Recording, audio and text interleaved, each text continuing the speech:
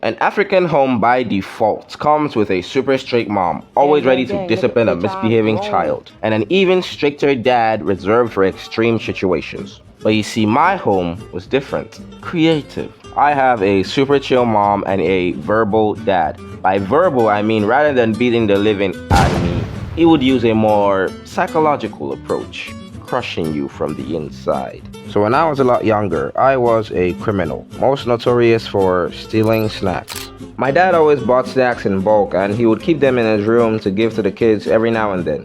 But I was quite the impatient kid, so I would help myself to the goods without permission. And obviously, this was a no-no. So, how did I get disciplined?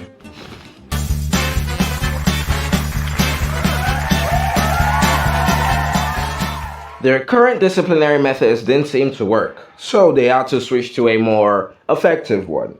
Word, that punishment. Take a guess. Anyone? Anyone? Jail. You mean you were grounded, right? Jail. We had this storeroom for food supplies which doubled as solitary confinement. Thick walls so your cries weren't heard and a teeny tiny window that allowed little to no sunlight in. If I was caught stealing snacks or just being a bad boy in general, I would get dragged and locked up in this place for hours. The moment that door closed in front of me, silence. The only things I could hear were the echoes of my own cries. Who's there? Well, well, well. A human child. Fun fact, over 70% of houses in Nigeria deal with a rodent problem, and mine was no exception.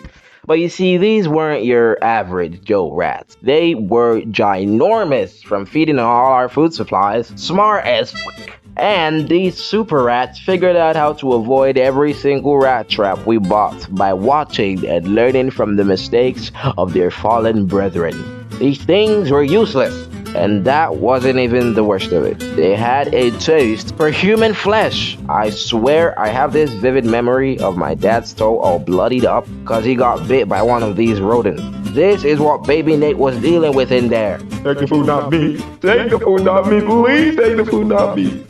I never got attacked by the rats, thankfully, but the awareness of what they could do alone was enough to deter me from my ways of crime.